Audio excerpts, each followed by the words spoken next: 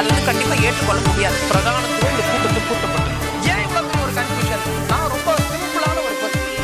அவருக்கு வேற எந்த விதமான ரைட்ஸும் கிடையாது. வணக்கம். நேர்வட பேசு நிகழ்ச்சிக்கு வரவேற்கிறோம். மேற்கு வங்க மாநிலத்தில் நடந்த ரயில் விபத்தில் 9 பேர் உயிரிழந்திருப்பதாக அதிகாரப்பூர்வமாக செய்தி வெளியாகியிருக்கிறது. இந்த ரயில் விபத்து குறித்த இன்றைய நேர்வட பேசுல நம்ம பேச இருக்கிறோம். 10 ஆண்டு மோடி ஆட்சியில் எப்படி இருக்கிறது ரயில்வே நிர்வாகம் அப்படிங்கிற தலைப்புல ஓய்வு பெற்ற IAS அதிகாரி திரு பாலச்சந்திரன் பங்கேற்கிறார். தென்னக ரயில்வே தொழிலாளர் சங்கத்திலிருந்து திரு சூரிய பிரகாசம் இணைந்திருக்கிறார். தக்ஷண ரயில்வே பென்ஷனர்ஸ் யூனியனிலிருந்து திரு இளங்கோவன் இணைந்திருக்கிறார்.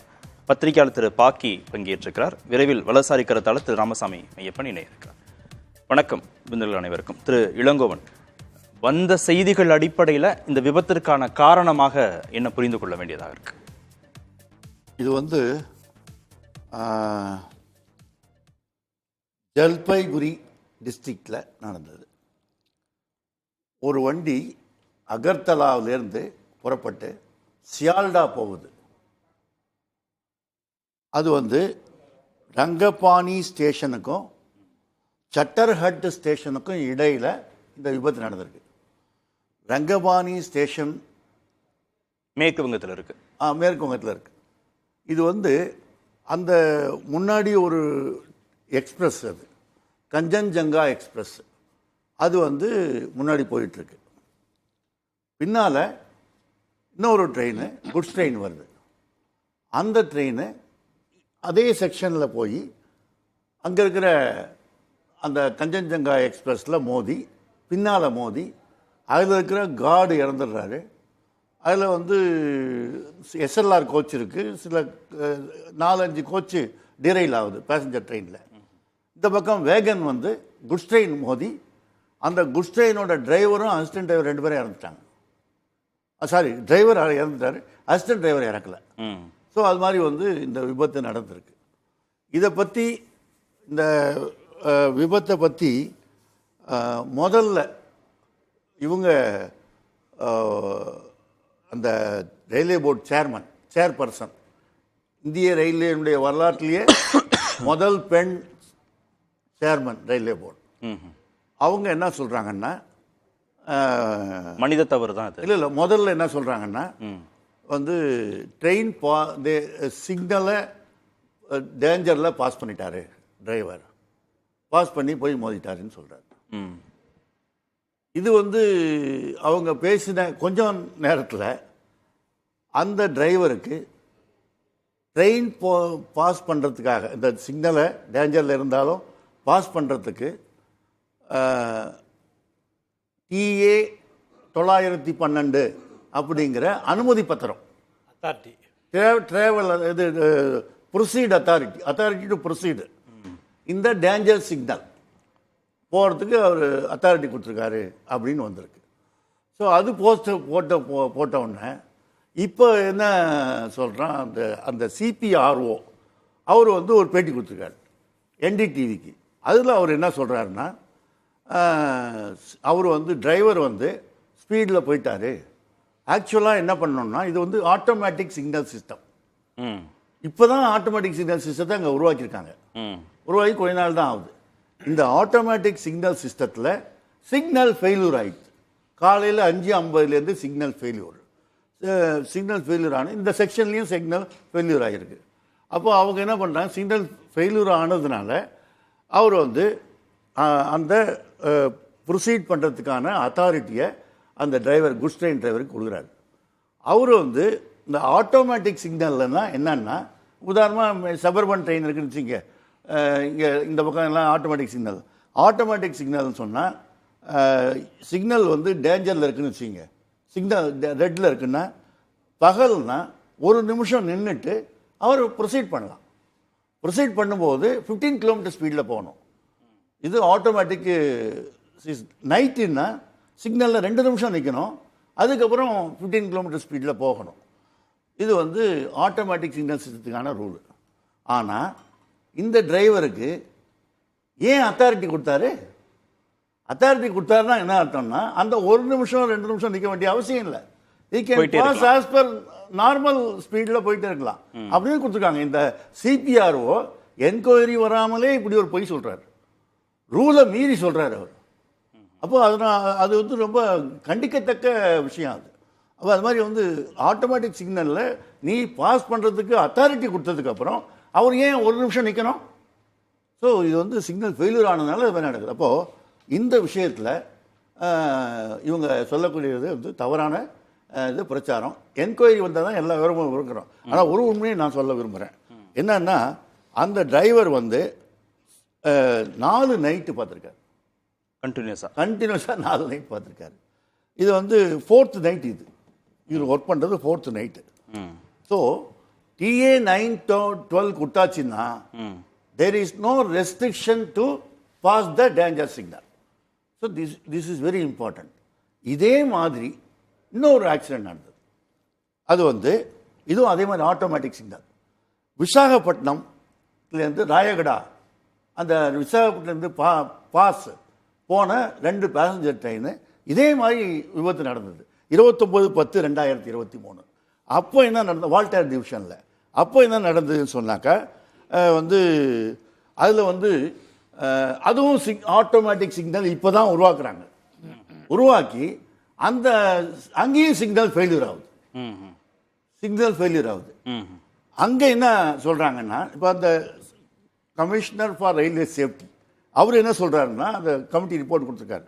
அந்த ரிப்போர்ட்டில் என்ன தெரியுதுன்னு சொன்னால், அந்த இந்த அதில் நடந்தது என்னென்னா, டிரைவரும் அசிஸ்டன்ட் டிரைவரும் இறந்துட்டாங்க. இந்த ஆக்சிடெண்ட்டில் வந்த மோதின ட்ரெயினோட டிரைவரும் அசிஸ்டன்ட் டிரைவரும் இறந்துட்டாங்க. அந்த பக்கத்தில் நின்ற ட்ரெயினோட கார்டு இறந்துட்டார். யாரும் வந்து உயிர் இழக்கிறதுக்கு யாரும் தயாராக இல்லை. வேணும்னே யாராவது உயிர் இழப்பாங்களா? அதுக்கு அவர் சொல்கிறாரு, மோர் தென் 4 nights அவர் ஒர்க் பண்ணியிருக்காரு அந்த 2 டிரைவருமே. இது வந்து இன்னொரு விபத்தில் விசாகப்பட்டினம். இது 29/10/2023. அப்போ வந்து சிஆர்எஸ் என்ன ரிப்போர்ட்டில் கொடுக்குறாருன்னு சொன்னால், இது வந்து 2 nights மேலே யாரையும் வேலை வாங்கக்கூடாது, இது தப்பு அப்படின்றார். அதை கடந்து 4 இரவுகள் தொடர்ந்து வேலை செஞ்சிருக்காரு சொல்கிறாரு. அப்போது 2 nights மேலே வேலை. ஆனால் ரயில்வே மினிஸ்ட்ரி இப்போ இந்த சேர்மன் ரயில்வே போர்டும் இந்த சிபிஆர்வும் சொன்ன மாதிரி மிஸ்லீட் பண்ண மாதிரி ஒரிசா ஆக்சிடெண்ட்டில் கூட அப்படி தான் மிஸ்லீட் பண்ணாங்க. இப்போ இவர் அந்த ரயில்வே மினிஸ்டர் என்ன சொன்னார், அவங்க 2 டிரைவரும் கிரிக்கெட் வாட்ச் பண்ணிட்டு இருந்தாங்க மொபைல் ஃபோனில். அதை வந்து சிஆர்எஸ் வந்து ரிப்போர்ட்டில் பார்த்தீங்கன்னா, சிஆர்எஸ் ரிப்போர்ட்டில் அந்த மாதிரி அந்த ஃபோனை சீஸ் பண்ணி பார்த்ததில் அப்படிலாம் ஒன்றும் செய்யலை அப்படின்னு ஒன்றும் செய்யலைன்னு வந்து இப்போ வந்து ரீசெண்டாக ஹிந்துவில் விஜயகுமார் இருக்கார்ல, ஹிந்து ரிப்போர்ட்டர், அவர் 2 நாள் அங்கே போய் தங்கி எல்லாத்தையும் ஆராய்ச்சி பண்ணி வர 2 ஹிந்துவில் எழுதியிருக்காரு, இந்த மாதிரி கிரிக்கெட் வாட்ச் பண்ணதுன்றது தப்பு அப்படின்னு சொல்லியிருக்காரு. அதுக்கப்புறம் ரயில்வே மினிஸ்ட்ரியிலேருந்து அது தப்புன்னு குற்றச்சாட்டை திரும்ப. ஓகே, திரு சூரியபிரகாசம், இப்போ யார் இதுக்கு பொறுப்பேற்பு? இந்த விபத்திற்கான பொறுப்பேற்புனா யாருக்கு இந்த அக்கௌண்டபிலிட்டி ஃபிக்ஸ் பண்ணணும்? அக்கௌண்டபிலிட்டினா railway administration and railway ministry, they have to take responsibility. அவங்க பொறுப்பேற்கணும். ஏன்னா இந்த ரூல்ஸ் ஃப்ரேம்டு வந்து 50 வருஷத்துக்கு முன்னுக்கு ஃப்ரேம் பண்ண ரூல். அப்போ ஸ்டீம் என்ஜின் இருந்தது. அப்போ வாட்டர் காலம் இருக்கும்.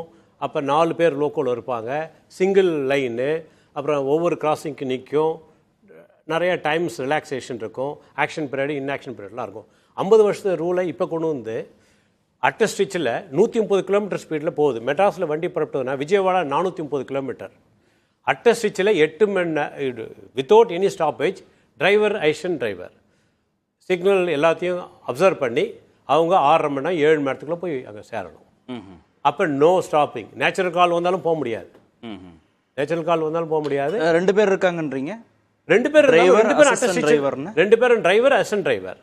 அசிஸ்டன்ட் டிரைவர் சிக்னல் அப்சர்வ் பண்ணி சொல்லிக்கினே இருப்பார். Yes proceed, green proceed, red stop, அது மாதிரி சொல்லிக்கினே போகணும்.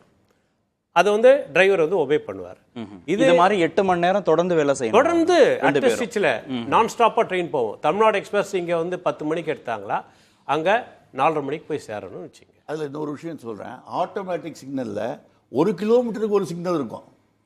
அப்போ ஒரு நிமிஷம் கூட அவங்க இந்த ஒவ்வொரு கிலோமீட்டர்ல இருக்கிற சிக்னலையும் இவங்க பார்த்துட்டே இருக்கணும், அவங்க அப்சர்வ் பண்ணணும். ஏன்னா லைன் கெப்பாசிட்டி ஜாஸ்தி பண்றதுக்கு சிக்னல் நிறைய எரெக்ட் பண்ணி வச்சிருக்காங்க. அது ஒரு பக்கம். அப்போ வந்து சிங்கிள் லைன் அப்போ இருந்த ரூல் ஸ்டீம் அதை வந்து இப்பயும் பொருத்தி அதே ரூலை அடாப்ட் பண்றதுன்றதுனால மெயின் காசு. இப்போ என்ன பண்ணியிருக்காங்கன்னா, இப்பயும் நடந்துட்டு இருக்காங்க, அங்கே போராட்டம் நடந்தது. எங்கள் அமைப்பு வந்து மேலிடத்தில் உள்ள NFIR அமைப்பு வந்து இது தொடர்ந்து பேச்சுவார்த்தை நடத்துகிறோம். அதாவது ரெஸ்ட்டே அவங்களுக்கு கொடுக்கறதில்ல. இப்போ 4 night consecutive night high power committee போட்டிருந்தாங்க, சேஃப்டி ரிவ்யூ கமிட்டி, நிறைய கமிட்டிலாம் போட்டு திருப்பாதி தலைமையில் கமிட்டி போட்டாங்க. 2 நைட்டுக்கு மேலே வேணாம் அட்டஸ்டிச்சு கன்சிக்யூட்டிவாக. இப்போ அவங்க அந்த இஷ்யூ வந்து 4 நைட் பார்த்துருக்காங்க. அது ஒன்று. அதுக்கப்புறம் சிக்னல் வந்து ஃபெயிலியர் ஆனது, அங்கே சிக்னல் வந்து ஷூட் அப் பண்ணலை. பட் பிரைமா பேசி இவங்களுக்கு எப்படி வந்ததுன்னு தெரியல. இப்போ இவர் கூட நம்ம சகோதரி இளங்கோன் கூட சொல்லியிருந்தார், டிவி பார்த்தாங்க, வாட்ச் பண்ணாங்க, செல்ஃபோன்லன்னாங்க, அப்புறம் வித்ட்ரா பண்ணுறாங்க. அப்புறம் அதுக்கு முன்னாடி இதில் வந்து ஒரு ஸ்டேட்மெண்ட்டு திரும்பி வித்ட்ரா பண்ணுறாங்க. அதனால் ஒரு ஃப்ரீ ஹேண்டாக ரயில்வே ஆஃபீஸரை வந்து செயல்படுறதுக்கு விடுறதில்ல. நிர்வாக குளறுபடி தான் இந்த விபத்துக்கான காரணம் புரிஞ்சுக்கணும். அது இல்லாத கவாச்சின்ற ஒரு அது சேஃப்டி டிவைஸ், அது வந்து இப்போ சக்ஸஸ்ஃபுல்லாக, அதுக்கு முன்னாடி ட்ரெயின் ப்ரொடெக்ஷன் வார்னிங் சிஸ்டம் இருந்தது, ஃபெயிலியர். அப்புறம் ஆக்சிலரி வார்னிங் சிஸ்டம் கொண்டு வந்தாங்க, அது ஃபெயிலியர். அண்ட் இப்போ வந்து ரயில்வே மினிஸ்ட்ரி கேபில் உட்காந்து சக்ஸஸ்ஃபுல்லாக கொலிஷன் ஆகாத இருக்கிறதுக்கு கவாச்ன்றது கொண்டு வந்தாங்க. அது வந்து சக்ஸஸ்ஃபுல்லாக இருக்குது. இன்பிட்வீன் டெஸ்ட் ட்ரையல் பைலட்டாக செகண்டாபேட் டு காசிப்பட்டு வச்சுருந்தாங்க வரங்கால், அது சக்ஸஸ் ஆச்சு. அதை செலவு பண்ணுறதுக்கு என்ன, அதுக்கு செலவு பண்ணுறதுக்கு அமௌண்ட் 13,000 இன்ஜின்களில் வெறும் 65க்கு மட்டும்தான் பொறுத்திருக்கிறாங்கன்னு போன வருஷம் பலசூர் ஆக்சிடென்ட் போதே நீங்கள் இதே சேனலில் வந்து இதில் வந்து இதெல்லாம் நல்லா டிபேட்லாம் பண்ணாங்க. ரொம்ப வெரி குட். இது நல்லா இனோவேட்டிவ் எடுத்து புதிய தலைமுறை செஞ்சுட்டு இருக்காங்க. அதுவும் நெறியாளரும் நல்லா அதை பற்றி எக்ஸ்பீரியன்ஸும் நல்லா கேட்கும்போது ரொம்ப இன்ட்ரெஸ்டாக இருக்குது. பார்வையாளருக்கும் நல்லா திறமையானவங்களை கொண்டு வந்து இங்கே டிபேட்டில் வைக்கிறாங்கன்றது நிறைய பேச்சு ரயில்வே ஸ்டாப்புக்குள்ளார புதிய தலைமுறை பற்றி இருக்குது. அது ஒரு பக்கம்.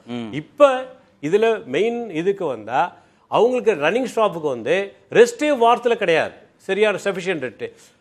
டியூட்டி முடிச்சு 16 மணி நேரம் முடிச்சு அப்புறம் 24 மணி நேரம் வீக்லி ஒரு ரெஸ்ட்டு. சண்டே இப்போ எங்களுக்கு ரெஸ்ட் இருக்குது, அது மாதிரி அவங்களுக்கு ரெஸ்ட் இருக்குதுன்னா ரெஸ்ட் கிடையாது. 24 + 16 40 மணி நேரம் ரெஸ்ட் கொடுக்கணும்னா அந்த ரெஸ்ட் கொடுக்கறது இல்லை நிர்வாகம். கோர்ட்டுக்கெல்லாம் போயிட்டு கோர்ட்டில் கூட வாங்கிட்டு வந்தாலும் நிர்வாகம் அமுல்படுத்துறது இல்லை. அது ஒன்று. அதுக்கப்புறமா கன்சிக்யூட்டிவாக நைட் டியூட்டி பார்க்கறது, 2 நைட் விட்டு, அப்புறம் 10 ஹவர்ஸ்க்கு மூலம் 14 ஹவர்ஸ் 15 ஹவர்ஸ் ஒர்க் பண்ணுறது. அது அப்புறம் அவங்க டேஞ்சர் சிக்னல் பாஸ் பண்ணிட்டாங்க. அது டேட்டாஸ் எடுத்து பார்த்தீங்களா 23 என்ன டேட்டா, எவ்வளோ SPID இருக்குது, சிக்னல் பாசிங் அட் டேஞ்சர். அது 24 அக்டோபர் மார்ச் வரைக்கும் 23, 24, 22, 23 இது மாதிரிலாம் பார்த்தீங்களா எவ்வளோ டேஞ்சர் சிக்னல் டேட்டாஸ் பார்த்தீங்களா, பிளாக் அண்ட் ஒயிட்டாக தெரியுது. டேட்டாஸ் எல்லா தரவும் இருக்குது, நாங்களும் கொண்டு வந்திருக்கோம். பேச சிக்னல் கோளாறு தொடர்ந்து 4 இரவுகள் ஊழியர்கள் வேலை செய்யுது. இந்த கவாச் பொருத்தாம சஃபிஷியன்ட் ரெஸ்ட் இருக்கிறது இல்ல. அவரு அது 1 வாரம் பீரியட் பார்க்கலாம், 1 மாசம் பீரியட். அவருக்கு சஃபிஷியன்ட் ரெஸ்ட் கொடுத்தீங்களா? ரெஸ்ட் என்ன நாங்க சொல்ற மாதிரி 24 + 16 40 மணி நேரம் ரெஸ்ட் கொடுத்துருக்காங்களா? அதுக்கப்புறமா 10 ஹவர்ஸ்க்கு மேல எவ்வளோ நேரம் அவர் ஓடி இருக்காரு?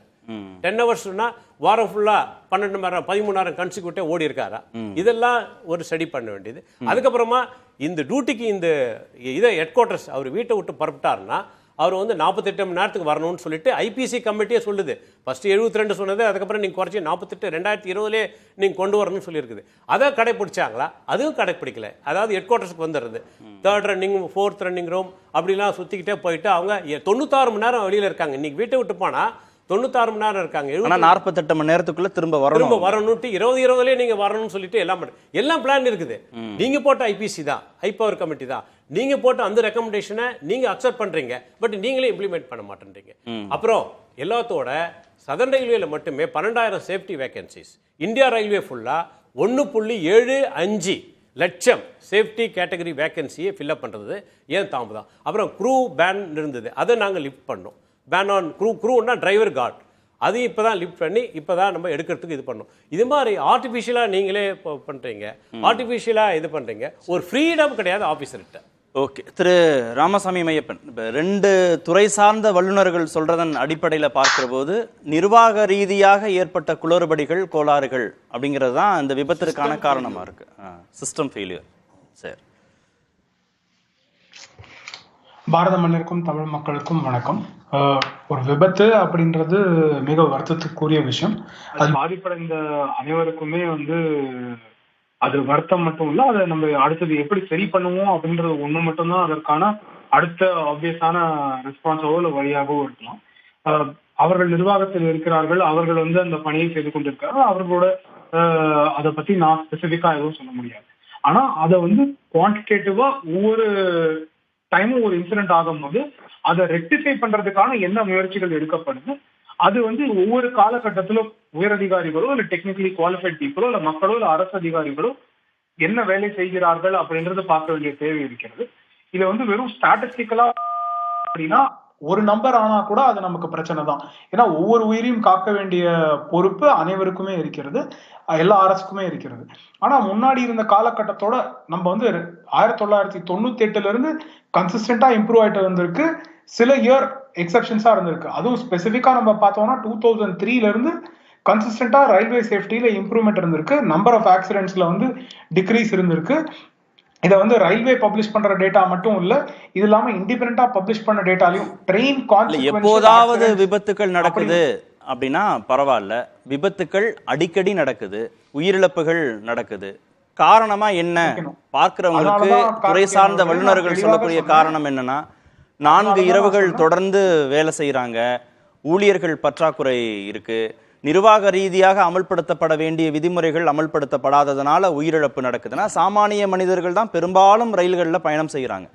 அப்போ அவங்களுடைய பாதுகாப்புக்கு பொறுப்பேற்க வேண்டிய ரயில்வே அமைச்சகம் இல்ல, அவங்க கிரிக்கெட் மேட்ச் பார்த்தாங்க, அது மனித தவறு, அவர் கவனிக்கல, சிக்னலை கவனிக்கலன்னு தனி மனித பொறுப்பாக அதை மாற்றுவதில் இருக்கக்கூடிய போதாமைகள் தான் தொடர்ந்து இந்த விபத்துகளுக்கான காரணமா இருக்கா? இல்ல, தவறு எவ்வாறு நடந்தது அப்படின்னா அந்த இன்ஸ்பெக்ஷன் ரிப்போர்ட்ல இருந்து நம்ம பார்த்தா அதை தெரிஞ்சுக்கலாம். அதை நான் விவாதிக்க வரல, ஏன்னா அது வந்து ஒரு என்கொயரிக்கு ப்ரொசீடிங்ஸா இருக்கு. இது வேற விஷயம். முடியறதுக்கு முன்னாடியே சொல்லிட்டாங்க. நீங்க சொல்றீங்கல்ல, என்கொயரி பண்ணி சொல்லணும்னு நீங்க சொல்றீங்கல்ல, விபத்து நடந்த சில மணி நேரங்களிலே விசாரணையெல்லாம் முடிவடையாமையே மனித தவறு அப்படின்னு ரயில்வே துறை விளக்கம் கொடுக்குறாங்க. அதை ரயில்வே ஊழியர்கள் சங்கம் வந்து எதிர்க்கிறாங்க. எப்படி முடிவுக்கு வந்தீங்க நீங்கன்னு எதிர்க்கிறாங்க. ஸோ இதே ரயில்வே ஊழியர்கள் சங்கம் வந்து ரயில்வே சேஃப்டியில கன்சிஸ்டன்ட் இம்ப்ரூவ்மெண்ட் இருக்கு, எங்களோட ஜாயிண்ட் கோஆர்டினேஷன் இருக்குன்னு 2017-18 அவங்க ஸ்டேட்மெண்ட் கொடுத்துருக்காங்க. ஒரு யூனியன்ல 4 யூனியன் கொடுத்துருக்காங்க. அதே மாதிரி 3 யூனியன் வந்து 2022 இந்த ஜாயிண்ட் கோஆர்டினேஷன்ல இம்ப்ரூவ்மெண்ட் கொண்டு வரப்பட்டிருக்கு, ஸ்டாண்டர்ட்ஸ் மாற்றப்பட்டிருக்கு அப்படின்னு இருக்காங்க. அந்த ரயில்வே யூனியனோட எக்ஸ்பர்ட் மெம்பர்ஸ் கூட இருந்துதான் சில இது ஃப்ரேம் ஒர்க் மாற்றி அமைக்கப்பட்டிருக்கு. இது 2017-18 நடந்திருக்கு, 2022 நடந்திருக்கு.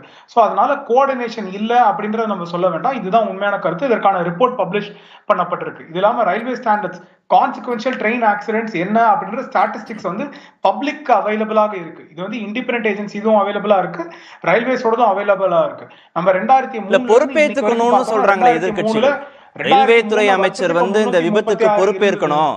அவர் பதவி ரயில்வே துறை அமைச்சராக பதவி வகித்த காலகட்டங்கள்ல தான் பெரும்பாலான விபத்துகள் நடந்திருக்கு.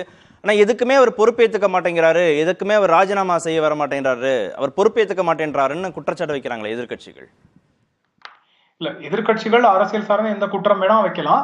நம்ம பார்க்க வேண்டியது 3 விஷயங்கள். ஒன்று, டேட்டா எங்க பாயிண்ட் அவுட் பண்ணுதுன்னு.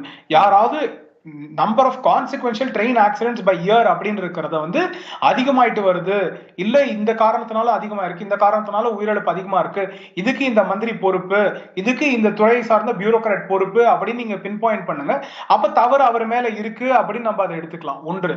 இரண்டாவது விஷயம், அதை வந்து ஏற்கனவே இருந்த பொலிட்டிக்கல் பார்ட்டிஸ் அவர்கள் ஆஃபீஸ்ல இருந்தபோது அதிகமா நடந்த ஆக்சிடென்ட்ஸ் அவங்க கர்வ் பண்ணாம புது சேஃப்டி மெஷர்ஸ் இப்ப கொண்டு வர சேஃப்டி மெஷர் கம்ப்ளீட்டா ஃபுல் ப்ரூஃபா இல்லாம இருக்கலாம். ஆனா அவங்க முன்னாடி இருக்க சேஃப்டி மெஷரோட இன்னைக்கு புதுசா இன்னொரு சேஃப்டி மெஷரை கொண்டு வரணும் அப்படின்ற அந்த இன்டென்ஷனே சரியான விஷயம். அதை டெஸ்ட் பண்ணி அதை வலியுறுத்தி இன்னொரு இடத்துல அது சரியா வேலை பார்க்கறாங்க அப்படின்றது தெரிஞ்சு அதுக்கப்புறம் தான் அதை இம்ப்ளிமெண்ட் பண்ண ட்ரை பண்றாங்க. அதுக்கப்புறம் அதுல ஃபெயிலியர் இருக்குன்னா நம்ம இம்ப்ரூவ்மெண்ட் பண்றதுக்கு அடுத்தது என்ன பண்ணணும் அப்படின்றத பார்க்கணும். ஒரே ஒரு நிமிஷம், 8 செகண்ட் வித்தியாசத்துல இருக்கேன், கண்டினியூஸா இன்டரப்ஷன். இது 6வது வாட்டி வருது. நீங்க ஸ்கைப்ல தான் இருக்கீங்க, அதனால நான் நேரடியா பேசுற மாதிரி தான் கேட்கும். நீங்க டெக்னாலஜி இம்ப்ரூவ்மெண்ட் குறித்து நீங்க பேசுறீங்க. இங்க பிரச்சனை ஏன் 4 இரவுகள் தொடர்ந்து ஒரு ஊழியர் வேலை செய்வதற்கு ஏன் அவருக்கு நிர்பந்திக்கப்பட்டாருங்கிறதா அடிப்படை கேள்வி. மன்னிக்கணும், நான் டெக்னாலஜி இம்ப்ரூவ்மெண்ட் பத்தி பேசல. ஏன்னா ரயில்வே யூனியன்ஸோட அவங்க பேசும்போது அவங்க டெக்னோகிராட்ஸோட பேசல. அவங்க ஊழியர்களுக்கு என்ன சுமை இருக்கிறது, அதற்காக என்ன ரிவிஷன் கொண்டு வர வேண்டும் அப்படின்றதான் ரயில்வே ஊழியர்கள் யூனியனோட பேசுறாங்க. அந்த 4 யூனியனும் 2017-18 அவர்கள் சொன்னது அரசோட எங்களுக்கு இருந்த அந்த இன்டராக்ஷன் வந்து யூஸ்ஃபுல்லா இருந்திருக்கு, அதற்காக மாடிஃபிகேஷன் வந்திருக்கு, இம்ப்ரூவ்மெண்ட்ஸ் இருந்திருக்கு அப்படின்னு சொல்றாங்க. நானா அந்த இம்ப்ரூவ்மெண்ட்ஸே போதும் அதனால எல்லாமே சால்வ் ஆயிடுச்சுன்னு நான் சொல்லல. ஆனா இம்ப்ரூவ்மெண்ட்ஸ் இருக்கா இல்லையா அப்படின்றத நம்ம பார்க்கணும். ஒவ்வொரு முறையும் ஒவ்வொரு ஆண்டும் ஒவ்வொரு முன்னாடி இருந்த நொடிக்கும் அடுத்த நொடி இம்ப்ரூவ்மெண்ட் இருக்கா இல்லையா அப்படின்றது தான்.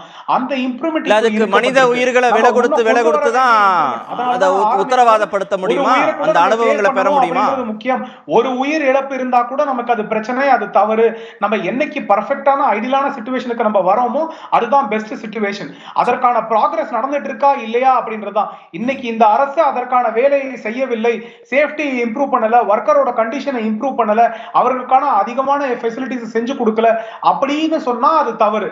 ஆனா அவர்களே அந்த யூனியர் 2014-18லயும் 2022லயும் இம்ப்ரூவ்மெண்ட் இருக்கு, எங்களுக்கு கவர்மெண்டோட இருக்க இன்டராக்ஷன் சரி அப்படின்னு படுது அப்படின்னு சொன்னா அந்த ஊழியர்கள் சங்கத்துல இருக்கிறவங்களே கேட்போம்.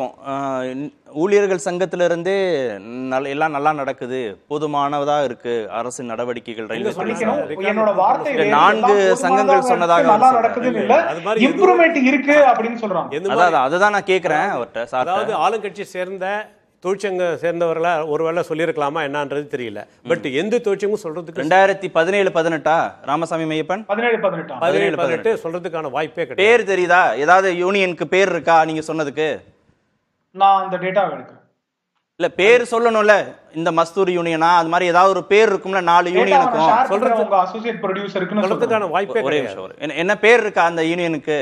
உங்க அசோசியேட் ப்ரொடியூசருக்கு நான் டேட்டா ஷேர் பண்றேன், அதுதான் நான் எடுத்துட்டு இருக்கேன். சரி, நிகழ்ச்சி முடியறதுக்கு முன்பாக அந்த 4 யூனியன் பேரையும் சொல்லுங்க. யாரு வந்து எல்லாம் சரியா இருக்குன்னு சொன்னாங்க இல்லையா? இடைவேளை நிகழ்ச்சி முடியறதுக்கு முன்பாக சொல்லிடுங்க. ஓகே, கவர்மெண்டோட இருக்க இன்டராக்ஷன் ஒரு வாய்ப்பே கிடையாது. முன்னாடி இருந்ததோட அதற்கான இம்ப்ரூவ்மென்ட் பண்றாங்க. இல்ல அது பிரச்சனை இல்ல.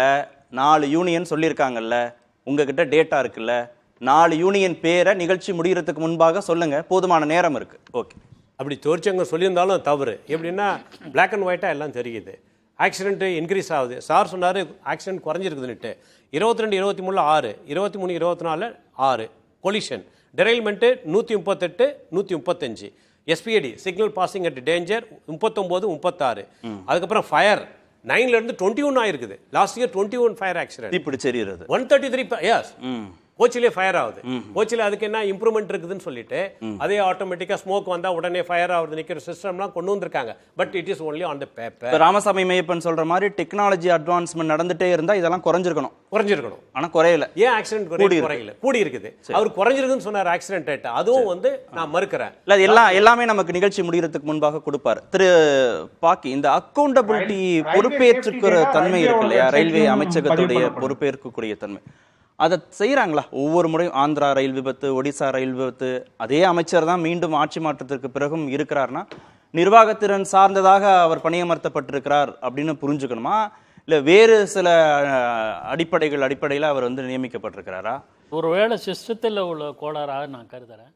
இது எந்த அரசாங்கம், யார் பொறுப்பு இந்த சிஸ்டத்துக்கு? அதாவது இந்த அரசாங்கம் அந்த அரசாங்கம்னு சொல்ல முடியாது. எல்லா காலத்திலையுமே நடந்திருக்கு இந்த மாதிரி விபத்துகள் நடக்குது. இந்த மாதிரி கவனக்குறைவு அல்லது பணியாளர் பணிச்சுமை, தூங்காமல் 4-5 நாட்கள் கண்டினியூஸாக வேலை செய்கிறது போன்ற நிகழ்வுகள் இருக்குது. இது என்னன்னா முற்றுப்புள்ளி. எனக்கு அதில் ஒரு கிளாரிஃபிகேஷன் என்னன்னு, நீங்கள் சொன்னதுலேருந்து இப்போ வந்தே பாரத் போன்ற ரயில்கள் தொடக்க விழா வருகிற போது அதற்கான கிரெடிட்டை ஆட்சியாளர்கள் எடுத்துக்கொள்வதும், விபத்துன்னு நடக்கிற போது அது சிஸ்டத்தின் குறைபாடாக சுருக்குவதும் சரியானதாக இருக்குமா? இல்லை, அப்படி இல்லை. வந்தே பாரத்ன்ற அந்த கான்செப்ட் கொண்டு வந்த ஆட்சியாளர் தானே. விபத்தை யாரும் கான்செப்ட் கொண்டு வரல. விபத்துங்கிறது நிகழ்வு. பொறுப்பு யாரை எடுத்துக்கணும்? இல்ல, பொறுப்பு நிர்வாகம் எடுத்துக்கணுமா? அமைச்சகம் அரசாங்கம் எடுத்துக்கொள்ள வேண்டும், எடுத்துக்கொள்வார்கள், கொள்ளத்தான் வேண்டும். நான் அதை மறுக்கல. ஆனா வந்தே பாரத்துக்கு வந்து கிரெடிட் எடுத்துக்கிறாங்க நீங்க சொன்னது ஒன்றும், அது அவங்களோட ஐடியா, அவங்க கான்செப்ட். அதனால தான் சொல்றேன். இந்த விபத்துக்கள் எல்லாமே நிகழ்வுகள் சார்ந்ததாக இருக்கு. இதில் கூட நம்ம ரயில்வே துறை அமைச்சர் வந்து அந்த மொபைலில் கிரிக்கெட் பார்த்தாங்க அப்படின்னு சொன்னது தவறு தான். அவங்க வித்ட்ரா பண்ணிட்டாங்கிறது கவனிக்க வேண்டும். ஒன்று. ரெண்டாவது, இந்த மாதிரி தகவல்களை அவரே நேரடியாக யோசிச்சு பார்த்து முடிவுக்கு எப்படி வந்தாங்க, விசாரணை முடிவடையாம எப்படி சொன்னாங்க, அதை திரும்ப பெற்றுட்டாங்கிறது பெருசு கிடையாது. ஆனா கிரிக்கெட் பார்த்தாங்கன்னு ஒரு அபாண்டமா குற்றச்சாட்டு முன்வைக்கிறது தவறு இல்ல. அதுக்கு சொல்றேன், கேமரா இருக்குது. அது அபாண்டம்ங்கிறத நான் மறுக்கல. ஆனா என்னன்னா உள்ள இருக்கிற அதிகாரிகள் ஏன் இந்த மாதிரி ஆச்சு அப்படின்னு கேட்ட உடனே டக்குன்னு என்ன சொல்லிருப்பாங்க, சார் மொபைல் பார்த்துருப்பாங்க சார் இப்படி சொல்லியிருப்பாங்க. இந்த வினை தான். இப்போ நேற்று இதே மத்திய அமைச்சர் ஒரு பைக்கில் போனதை நான் காணொலியில் பார்த்தேன். அதை ஸ்பாட்டுக்கு போகணுமே, எந்த விதமான இதுவும் பார்க்காம ஸ்பாட்டுக்கு போனதை நான் பார்த்தேன். அதுக்காக ஒரு தூக்கி தலைமையில வச்சுக்கல, இதுக்காக ஒரு தூற்றமும் இல்லை. ரெண்டுக்கு இடைப்பட்ட நிலை தான். சிதம்பரம் சைக்கிளில் போனாங்க. இல்லை, நம்ம இதெல்லாம் அதான் சொல்கிறேனே, இது போற்றவும் இல்லை, அது தூற்றவும் இல்லை. சம்பவங்களுக்கு என்னென்ன காரணம்னா, நிச்சயமாக இந்தியாவில் தொழில்நுட்பத்தில் தான் பெரும்பாலான விபத்துகள் ஏற்படுகிறது. ஒன்று, பணியாளரோட பணிச்சுமை என்பது மிகப்பெரிய காரணம். இது மட்டும் இல்லை, சாலை விபத்து. நண்பர்கள் சார்லாம் சொன்னாங்க ரயில்வே விபத்தை பற்றி. சாலை விபத்துக்களில் வந்து ஏகப்பட்டது நடந்திருக்கு. அதுக்கு என்கிட்ட புள்ளி விவரங்களுக்கு லட்சக்கணக்கான 1,55,000 பேர் இறந்துருக்காங்கன்னா தகவல் வந்திருக்கு. நாடு முழுவதும் இருக்க ரோடு நெட்வொர்க்கில். ஸோ உலக அளவில் ரயில்வே நெட்வொர்க் அதிகமாக உள்ளது வந்து இந்தியா.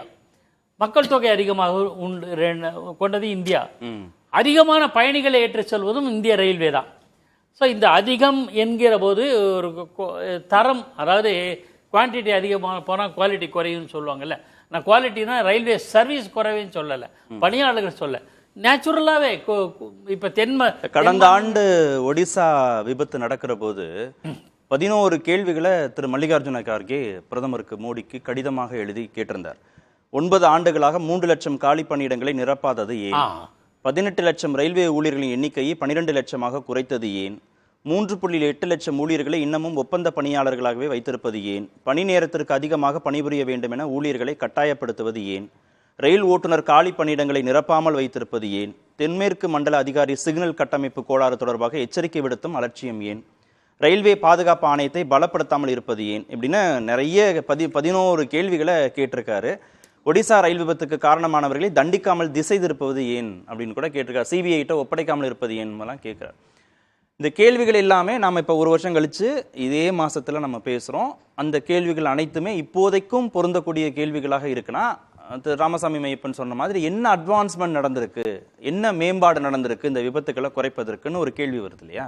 அது ஒடிசா விபத்து எப்போ நடந்தது? ஜூன் 2, 2023. போன வருஷம். ஓராண்டு தான். இப்போ புதிதாக இந்த பதவி ஏற்று இந்த அரசாங்கம்னா, அதே நரேந்திர மோடி, அதே ரயில்வே துறை அமைச்சராக இருந்தாலும் புதிய அரசுங்கிற முறையில் அவங்களுக்கு ஒரு காத்திருப்போம். இந்த ஒரு பாடத்திலே வந்து நம்ம 2 விபத்து நேர்ந்து மிகப்பெரிய இழப்பு வந்திருக்கு. இந்த பாடத்திலிருந்து கற்றுக்கொள்ளுகிறார்கள் என்று பார்க்கிறோம். ஒடிசால கத்துக்கல, ஆந்திரால கத்துக்கல, இனிமே மேற்கு வங்கத்துல கத்துப்பாங்கன்றீங்க. வெயிட் பண்ணி பார்ப்போம். அதுதான். அதுக்கப்புறம் நம்ம வந்து விமர்சிக்கலாம். என்ன பிரச்சனை என்ன இதில்?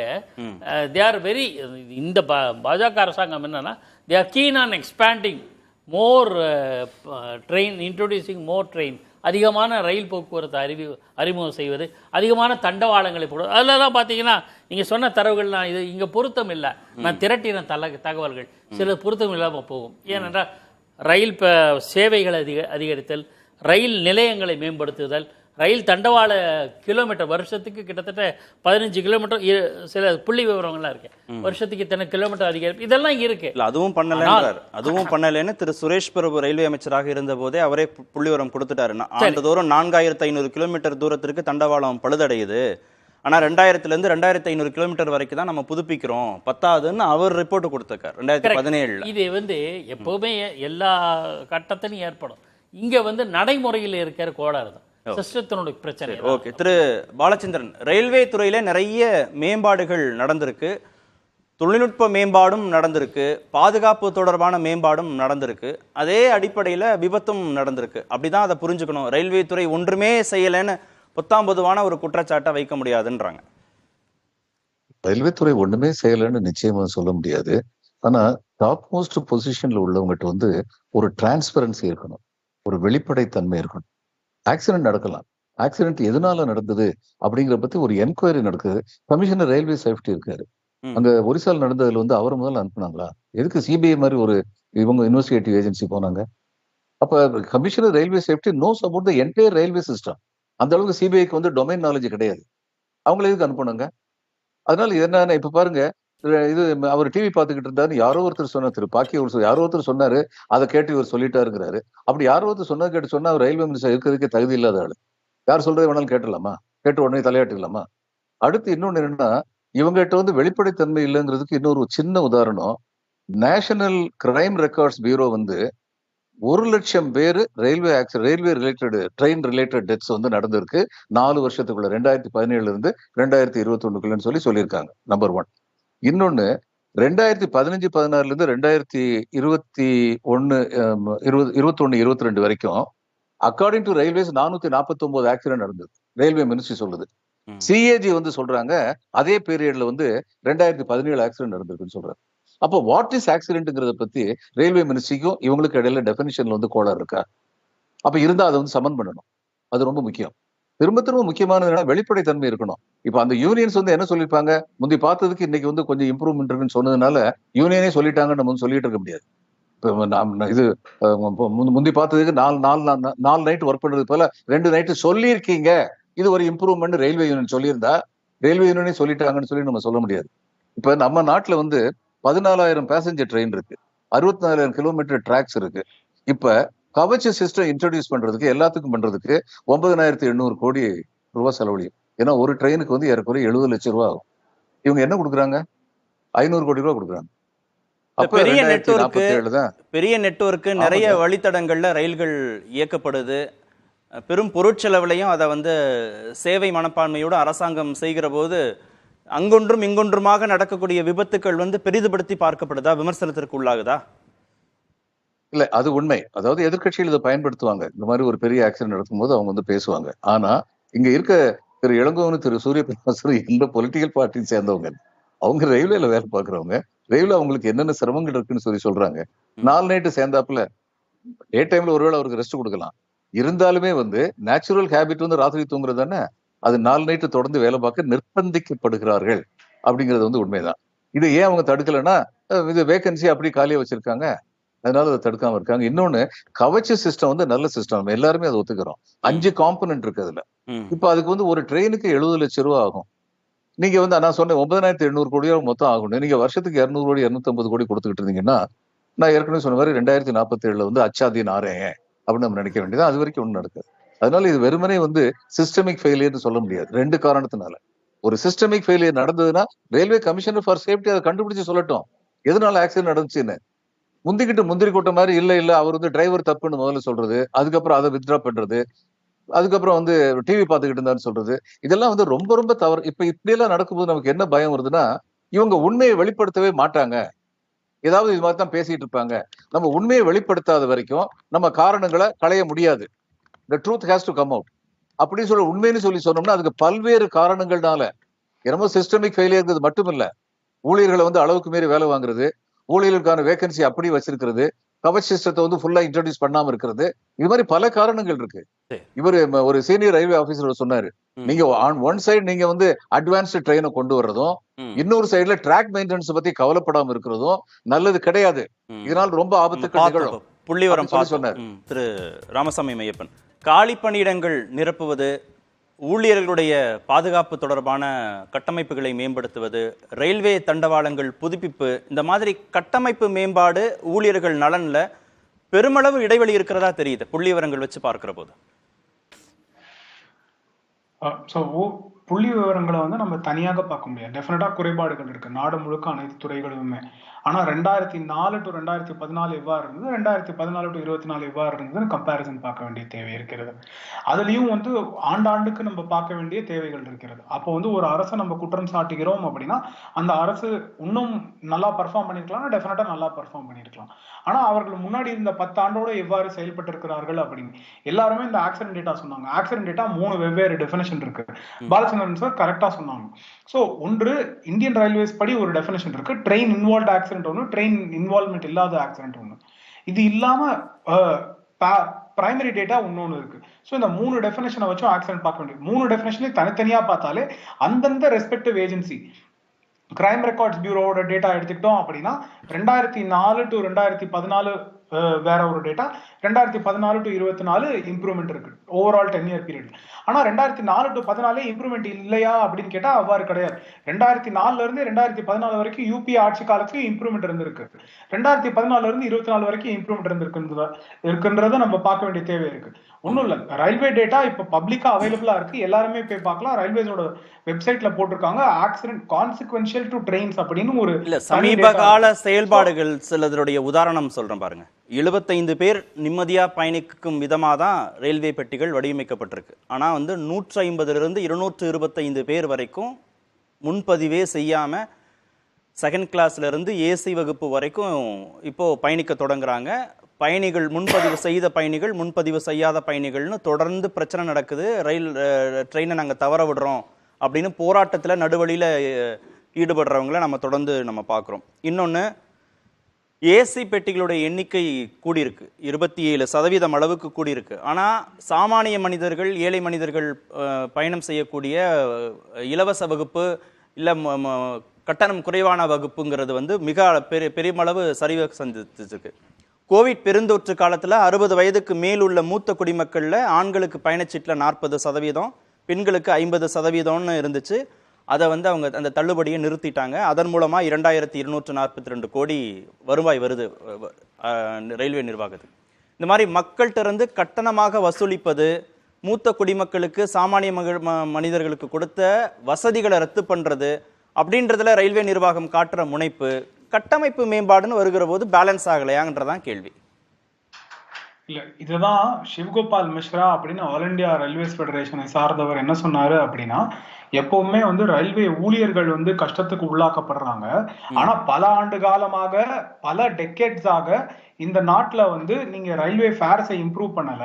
நீங்க ரயில்வே ஃபேர்ஸை கொஞ்சம் கொஞ்சமா இன்க்ரீஸ் பண்ணிட்டு வந்தீங்கன்னா மக்களுக்கும் சுமை தெரியாது, நீங்க அப்போ அது வந்து கரெக்டா ரயில்வேஸ்க்கு தேவையான பெனிஃபிட்டுக்கு யூஸ் பண்ண முடியும் அப்படின்னு சொன்னாங்க.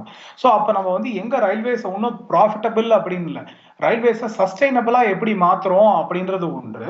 அந்த மாத்தும் போது எப்படி எம்ப்ளாயிஸ்க்கு தேவையான பெனிஃபிட்டை கொடுக்குறோம் அப்படின்னு, வருவாயே இல்லாம அரசு சப்சிடியோட, ஏன்னா மக்களுக்கு கொடுக்க வேண்டிய அத்தியாவசிய தேவை இன்னும் நம்ம முன்னாடி இருக்க ஸ்டாண்டர்டோட பார்க்கும்போது இந்த டிராவலும் இப்போ ஒரு தேவை. அப்போ அதுக்கான இம்ப்ரூவ்மெண்ட்டை கொடுக்குறோம் அப்படின்னா எங்க யார் அஃபோர்ட் பண்ண முடியும், எது அத்தியாவசியம் கிடையாது, அங்க விலைவாசி உயர்வதுல தவறு கிடையாது. அதுவும் அது மீகராக அன்அஃபோர்டபுளா இன்க்ரீஸ் கிடையாது, அது ஒன்று. இரண்டாவது, அந்த இன்க்ரீஸ் வந்து டைரக்டா ரயில்வேஸோட பெனிஃபிட்டுக்கு தான் போகுது. அந்த வந்து கவர்மெண்ட் வந்து டிவிடென்ஸா வந்து மற்ற அரசு துறை ஓஎன்ஜிசி, பிஹெச்எல் மாதிரி ரயில்வேஸ்ல இருந்து அது டிவிடென்ஸா அரசுக்கு திரும்பி போய் அரசு வந்து அதை எங்க எக்ஸ்பெண்டிச்சர் வந்து குறைஞ்சிருச்சு, எங்களோட வருவாய் உயர்ந்து காமிக்கலாம், மறுபடியும் ரயில்வேஸ்ல தான் பயன்படுத்துறாங்க.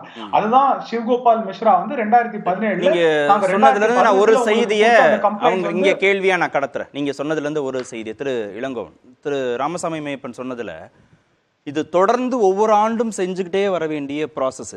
இதற்கு முன்பாக ஆட்சி பொறுப்பில் இருந்தவங்களும் செஞ்சிருக்கணும், இப்பவும் செஞ்சிருக்கணும். அது காலி பணியிடங்களை ஒட்டு மொத்தமாக 15,000 நிரப்பல, 1,00,000 நிரப்பல, தண்டவாளத்தை வந்து 4000 கிலோமீட்டர் ஒவ்வொரு ஆண்டும் புதுப்பிக்கலைங்கிறது அக்குமுலேட் ஆகும்போது அது சிரமமாக இருக்கும். புதிதாக பொறுப்பேற்றிருக்கக்கூடிய எந்த அரசாங்கத்திற்கும், இதற்கு முன்பு இருக்கிற அரசாங்கத்துக்கும் பொறுப்பு இருக்குன்னு அவர் சொல்றாரு. அது சரிதானா?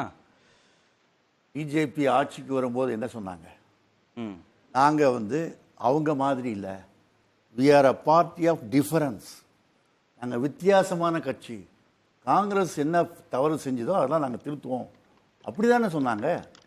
இப்போ அது செஞ்சதே, அவங்க செஞ்சதே நான் செய்வோன்னு சொன்னால் 10 ஆண்டுகள் இவங்களுக்கு ஆட்சி இருந்தாங்க, என்ன பண்ணாங்க? உதாரணத்துக்கு நான் ஒன்று சொல்கிறேன். இப்போ வந்து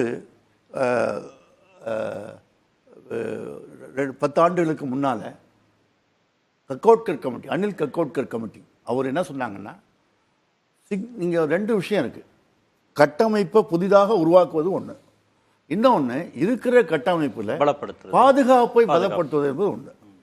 இந்த பாதுகாப்பை பலப்படுத்துறதுக்கு அனில் கக்கோட்கர் கமிட்டி ரெக்கமெண்ட் பண்ணியிருக்கு.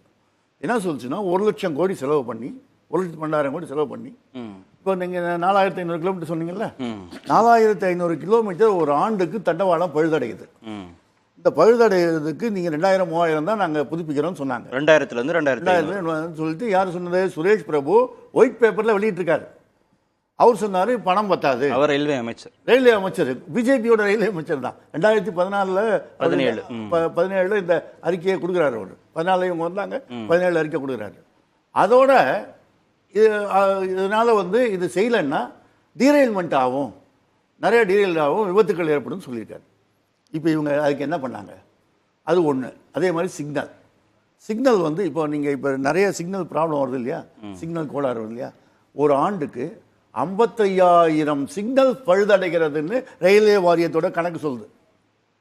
அது மட்டும் இல்லை, 2017 டாஸ்க் ஃபோர்ஸ்னு அமைச்சாங்க ரயில்வே பாதுகாப்பு சம்பந்தமாக. அந்த டாஸ்க் ஃபோர்ஸ் என்ன சொல்லுச்சுன்னு சொன்னால், சிக்னல் வந்து ஆண்டுக்கு 200 சிக்னல் வயசாகி போகுது, புதுப்பிக்கணும். ஆனால் 100 தான் புதுப்பிக்கிறோம். ஆகையினால இந்த அரியர்ஸை போக்குறதுக்கு 7,500 கோடி ஒதுக்கணும் நாங்கள். ரெண்டாவது விஷயம். மூணாவது பிரிட்ஜஸ். இது எல்லாத்துக்காகவும் அனில் கக்கோட்கர் கமிட்டி என்ன சொல்லிச்சுன்னு சொன்னால் 1,12,000 கோடி செலவு பண்ணோம். இவங்க வந்து நேஷனல் ரயில் சேஃப்டி சம்ரட்சண கோஷ், ரயில் சேஃப்டி ஃபண்டுன்னு உருவாக்குனாங்க. 20,000 கோடி ஒரு வருஷத்துக்கு செலவு பண்ணுவோம். 10,000 கோடி கூட செலவு பண்ணல. ஒரு வருஷம் பார்த்தீங்கன்னா வெறும் 312 கோடி செலவு பண்ணாங்க. சரி, அதுல தான் இருக்கும்போது அதனால என்ன உங்களுக்குன்னா, இந்த சேஃப்டிக்கு இவங்க கவனம் செலுத்தவில்லை. இன்னைக்கும் நான் சொல்றேன், இன்னைக்கும் வந்து சேஃப்டி. அது மட்டும் இல்ல, கவச் எடுத்துங்க. கவச் வந்து மமதா பானர்ஜி பீரியட்லயே உருவாச்சு. இப்போ என்ன சொல்றாங்கன்னா, ஒரிசா ஆக்சிடென்ட் நடந்தப்பவே என்ன சொன்னோம், கவச் தான் வந்து கவச்சி பொருத்தி இருந்தா விபத்து ஏற்பட்டு கவச்சி பொருத்தியாச்சுன்னா 100 மீட்டருக்கு சிக்னல் டேஞ்சரா இருக்கும்போது 100 மீட்டருக்கு முன்னாடியே வண்டி நின்றுடும். சரி, அப்போ அது செய்யல. அதுக்கு வந்து இப்போ இந்த அம்மா ரயில்வே போர்டு சேர்மன் சொல்றாங்க, இது வரைக்கும் 1,500 கிலோமீட்டர் தான் பண்ணியிருக்கிறோம். இப்போ அது வந்து இன்னும் வந்து இந்த வருஷம் 3,000 பண்ணுவோம். போன வருஷம் வந்து நாங்கள் வந்து 713 கோடி ஒதுக்கினோம். இந்த வருஷம் 514 கோடி. இல்லை, ஒரே நிமிஷம் சொல்லியிருக்கோம். ஆனால் என்ன விஷயம்னு சொன்னால், அதை பற்றி கணக்கு முந்தான பிஸ்னஸ் லைனில் வந்திருக்கு. ஒரு கிலோமீட்டர் கவச்சி உருவாக்குறதுக்கு 50 லட்சம் ரூபாய் வேணும். அதே மாதிரி ஒரு லோக்கோவுக்கு 70 லட்சம் ரூபாய் வேணும். இப்போ 13,215 லோக்கோ இருக்கு. 13,215 லோக்கோவுக்கு 9,250 கோடி தேவை. அதே மாதிரி 68,000 கிலோமீட்டர் தண்டவாளம் இருக்கு. ஒரு கிலோமீட்டருக்கு 50 லட்சம்னா 34,000 கோடி அதுக்கு தேவை. மொத்தம் 43,271 கோடி தேவை. இந்த அரசாங்கம் என்ன செய்தது 2 வருடமா? ஒண்ணு. ஆனா அதே நேரம் மற்ற விருந்தினர்களுக்கும் நான் நேரம் கொடுத்துறேன். திரு பாலச்சந்திரன், இந்த கவச் பொறுத்துறதுக்கு 9,800 கோடி, தண்டவாளம் புதுப்பிப்புக்கு 34,000 கோடி, அப்புறம் பாலங்கள் புதிய இந்த கவச்சு ட்ராக்ல பொருத்துறதுக்கு சிக்னல் ட்ராக்லயும் அதுக்கு தான் 34,000 கோடி, ரெண்டையும் சேர்ந்து பொருத்தணும். அதுக்கு 34,000 கோடி. சரி, ஸ்டேஷன்ல பொருத்தணும், ஸ்டேஷன்லயும் பொருத்தணும், கேட்லயும் பொருத்தணும், என்ஜின்லயும் பொருத்தணும். டிரைவர் இல்ல, உதாரணத்துக்காக நான் சொல்றேன். பாலங்கள் உருவாக்குறது, புதிய கட்டமைப்புகள் உருவாக்குறது, ஏற்கனவே பழுதான சிக்னல்ல மாத்துறதுன்னு ஒவ்வொன்றுக்கும் பல ஆயிரம் கோடின்னு வருகிற போது, அது ரயில்வே துறையிலிருந்து வர்ற வருமானத்திலிருந்தே இது அரசாங்கம் செலவு பண்ணணுமா, இல்ல சேவை மனப்பான்மையோட அந்த துறையை நடத்தணுங்கிற அடிப்படையில் அந்த மணியை பம்ப் பண்ண வேண்டிய தேவை இருக்கு? அது நடைமுறையில சாத்தியமா இதை செஞ்சு முடிக்கிறது குறிப்பிட்ட காலத்திற்குள்ளாக? முதல்ல நமக்கு என்ன தெரியணும்னா, உலகத்துல எந்த ரயில் சர்வீஸும் லாபத்துல நடக்குது. இந்தியா விடுங்க, டிரான்ஸ்போர்ட் கார்பரேஷன் எடுத்துக்கேன், ரோட் டிரான்ஸ்போர்ட் கார்பரேஷன் உலகத்துல எங்கேயுமே வந்து லாபத்தில் நிற்கல. ஏன்னா இது ஒரு பப்ளிக் யூட்டிலிட்டி சர்வீஸ், இது சேவை. அப்ப சேவைக்கு செய்யும் பொழுது நீங்க வந்து அதுக்காக தான் கவர்மெண்ட் இருக்கு. கவர்மெண்ட் எதுக்காக வேண்டி இருக்கிறது? எங்கெல்லாம் பொதுமக்களுக்கு வந்து சேவை செய்யணுமோ அதுக்கு வந்து பணத்தை ஒதுக்கணும், அதுக்கு வந்து ரிசோர்சஸ் வந்து கிரியேட் பண்ணணும். இவங்க அது மாதிரி செய்யல. இப்ப ஒரே ஒரு உதாரணம் சொல்றேன். அந்த கமிட்டிலே 1,12,000 கோடி மொத்தம் செலவழின்னு சொன்னாங்க. இந்த 1,12,000 கோடி கண்டுபிடிக்கிறது இவங்களுக்கு ரொம்ப சிரமமா இருக்கு. இதே கவர்மெண்ட் தான் 3-4 லட்சம் கோடி பேங்க் எல்லாம் வந்து ரைட் ஆஃப் பண்ணிட்டாங்க இண்டஸ்ட்ரியலிஸ்டுக்கு. அந்த ரைட் ஆஃப் பண்ண பேங்க்ஸ் கஷ்டப்படக்கூடாதுன்னு சொல்லி அருண் ஜேட்லி வந்து நீங்களும் நானும் பே பண்றவே அந்த டாக்ஸ்ல இருந்து 2 லட்சம் கோடி ரூபாய்க்கு மேல கொடுத்தாரு பேங்க்குக்கு. இங்க வந்து இப்ப சேவை மனப்பான்மை வந்து இருக்கு. நம்பர் 1. நம்பர் 2, வெளிப்படைத்தன்மை இல்லைன்னா இந்த இப்படிப்பட்ட விபத்துக்கள் அதிகரிக்கும். இப்ப இதுல வந்து ஒரிசால இருந்தது சரி, இங்க இருந்தது சரி, எடுத்த எடுப்புலயே இவர் தான் காரணம், இனிமேல் தான் காரணம் அப்படின்னு பேசுற மனப்பான்மை இருக்குல்ல, இது ரொம்ப ரொம்ப மோசம். இது இன்னும் வந்து விபத்துக்கள் அதிகரிப்பதற்கு காரணமாயிரும். என்ன நடந்தாலும் டிரைவர் மேல பழிய போட்டுடலாம் அப்படிங்கிற ஒரு டெண்டன்சி இருக்கக்கூடாது. ஆனா இவங்க அந்த டெண்டன்சி இருக்கு. அதுதான் நோய் நாடி, நோய் முதல் நாடின்னு சொல்லுவாங்க. இங்க நோயுடைய முதல் வந்து ரொம்ப ஆபத்தா இருக்கு. That's a real problem. திரு பாக்கி, ஒட்டுமொத்தமா எல்லா கட்டமைப்பை பலப்படுத்துறது, புதிய கட்டமைப்புகள் உருவாக்குறது தொடர்பாக இவங்க கொடுத்த இந்த புள்ளிவரத்தின்படி ஒரு 1 லட்சம் கோடி ரூபாய் தேவைப்படுது ரயில்வே துறைக்குன்னு புரிந்து கொள்ள முடிகிறது.